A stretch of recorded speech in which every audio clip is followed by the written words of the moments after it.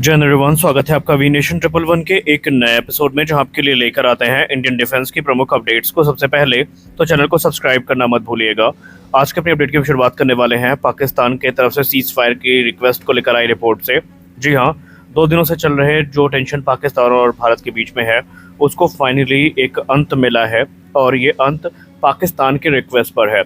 Media reports बताती हैं कि पाकिस्तान के तरफ से जो रिक्वेस्ट है सीज फायर की, वो की गई है। दरअसल आपको बता दें कि 12 घंटे में ही भारत की तरफ से पाकिस्तान के जो 8 एयर बेसेस हैं, उन पर स्ट्राइक करी गई है और इससे बहुत बड़ा नुकसान पाकिस्तान को उठाना पड़ा है। उसके बाद अगर हम शिव अरोड़ सर की रिपोर्ट की बात माने तो पाकिस्तान की डीजीएमओ ने भारत की डीजीएमओ को 3:35 पर आज कॉल किया था, जहां पर उन्होंने कहा था कि जो सीज फायर है इसको लेकर दोनों देशों को बात करनी चाहिए और पाकिस्तान ने सीज फायर को लेकर रिक्वेस्ट करी थी। और उसके बाद शाम 5 बजे भारत ने जो डिस्कशन के बाद जो अपना सहमति है वो व्यक्त करी है। हालांकि रिपोर्ट्स क्लेम करती हैं कि दोनों डीजीएमओ के बीच में 12 मई को 12 बजे दोपहर में एक बार फिर से मीटिंग आयोजित करी जाएगी, जहां पर जो आगे के डिस्कशन है वो होंगे। तो वहीं भारत के विदेश मंत्रालय ने भी एक बयान दिया है, जहां पर उन्होंने कहा है कि जो सीज फायर है ये बिना किसी बिना किसी अंतिम शर्त के है। अगर आने वाले भविष्य में कोई भी टेररिस्ट अटैक होता है भारत में तो उसे एक्ट ऑफ वॉर माना जाएगा और भारत उसको स्पेयर नहीं करेगा। उसके अलावा इंडस वाटर ट्रीटी को लेकर अभी कोई यहाँ पर बातचीत नहीं हुई है। जो निर्णय लिया गया था भारत सरकार की तरफ से उस पर कह सकते हैं अस्थायी रोक का, वो भी बना रहेगा और जब तक आम सहमति बन नहीं जाती आगे कोई भी निर्णय नहीं लिए जाएंगे। आपको याद ही होगा कि भारत ने जिस प्रकार डोमिनेट किया है, टू बी वेरी ऑनेस्ट, हम लोगों ने कभी इतना नहीं सोचा था कि इतना बड़ा इम्पैक्ट भारत का होगा और हमने ये भी कभी नहीं सोचा था कि पाकिस्तान इस तरह एक तरफा सरेंडर कर देगा। हम लोगों ने ये एक्सपेक्ट किया था, इनफैक्ट पूरी डिफेंस कम्युनिटी ने ये एक्सपेक्ट किया था कि जो टक्कर है वो कांटे की होगी और भारत को चैलेंजेस का सामना करना पड़ेगा, लेकिन सारी चीज़ें एक तरफा हो गई। भारत ने जिस प्रकार डोमिनेट किया, सिर्फ भारत ने अपने 1% ही पावर यूज़ करी थी और पाकिस्तान घुटनों पर आ गया। भारत ने न सिर्फ अपने जो स्ट्राइक कैपेबिलिटी है वो भी दिखाया, लेकिन यहाँ पर हमें कुछ बड़े लेसन्स भी मिले हैं जिसको आगे चल के हमें कंसिडर करना चाहिए। पहला लेसन उन लोगों को मिला जो हमेशा भारत की एयर डिफेंस कैपेबिलिटी पर संदेह करते थे और हमें यहाँ पर यह सबक मिला है कि अभी जो हमारी एयर डिफेंस कैपेबिलिटी है ये मोर देन इनफ है, लेकिन अब हमें इसी प्रकार के सिस्टम को और एडवांस करना होगा। जैसे कि हमारा ERADS प्रोग्राम है, यानी extended range air defence system, इसको जल्द से जल्द तैयार करना होगा और हमें जो एयर डिफेंसेस हैं उनको और स्ट्रॉन्ग करना होगा ताकि आने वाले भविष्य में जो अटैक्स हैं उनकी संभावना ही ना बचे। वहीं भारतीय वायुसेना थल सेना के पूर्व अधिकारियों का ये कहना है कि हमें एक तरफा पाकिस्तान की बात में नहीं आना चाहिए। हमें अभी अपनी जो सतर्कता है उसमें कोई ढील नहीं देनी चाहिए, क्योंकि इनका रिकॉर्ड रहा है कि कभी भी इनके तरफ से जो बात है वो पलटी जा सकती है और इसलिए भारत को अभी एकदम से रिलैक्स नहीं होना चाहिए। भारत ने जिस प्रकार की एयर स्ट्राइक्स करी हैं पाकिस्तान के तरफ से, और क्योंकि अब ये वेरीफाई हो चुका है कि भारत ने फाइटर जेट्स का यूज़ किया था सुबह जो पाकिस्तान के रहीम यार खान एयरबेस है उसको अटैक करने के लिए, तो एक इंटरेस्टिंग डेवलपमेंट और देखने को मिला है। मीडिया के हवाले से जो खबरें चल रही हैं उसमें बताया गया है, हालांकि हम इसकी पुष्टि नहीं करते, लेकिन कई ट्विटर अकाउंट्स ने इसको पोस्ट किया है जहां पर दावा किया जा रहा है कि भारत ने इन स्ट्राइक्स में जो DRDO की तरफ से विकसित किया गया स्मार्ट एंटी एयरफील्ड वेपन है, जिसको हम शॉ के नाम से जानते हैं, उसको भी यूज़ किया है। Smart anti airfield weapon 125 kilogram वजनी एक लॉन्ग रेंज का स्ट्राइक वेपन है जो कि एनिमी के एयरफील्ड्स, उनके हैंगर्स, उनके इंफ्रास्ट्रक्चर को तबाह करने में सक्षम है। और माना जा रहा है कि DRDO की तरफ से विकसित किया गया ये वेपन सिस्टम सुखोई 30 MKI की तरफ से लॉन्च किया गया था।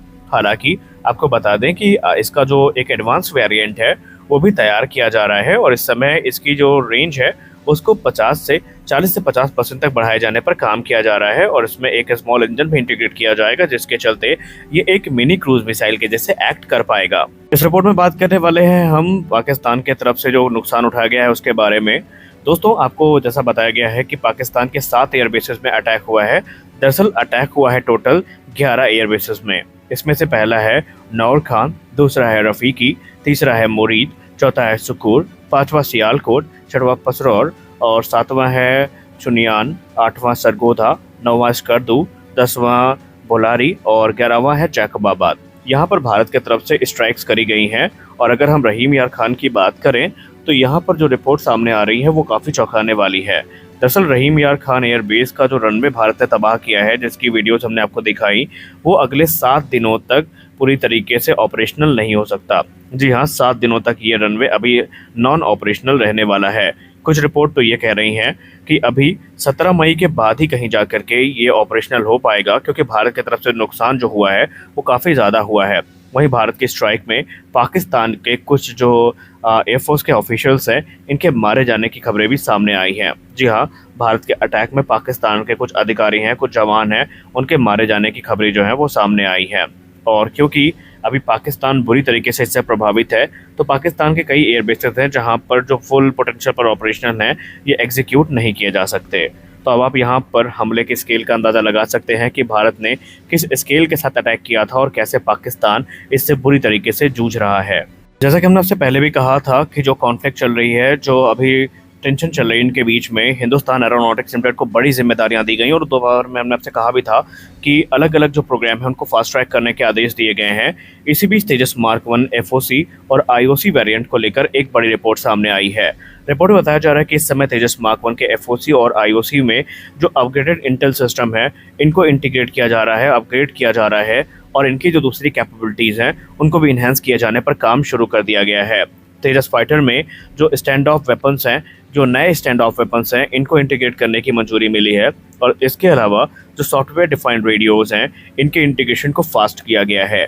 इस समय तेजस मार्क 1 को तेजस मार्क 1A के समकक्ष लाने का हर यथासंभव प्रयास किया जा रहा है, ताकि आने वाले भविष्य में अगर ऐसी कोई स्थिति बनती है तो भारत का पक्ष और मजबूत हो सके। खैर, हिंदुस्तान एरोनॉटिक्स लिमिटेड ने ऑलरेडी कुछ बड़ी रिपोर्ट सामने रखी हैं जो कि भारत और पाकिस्तान टेंशन के बीच में दब गई।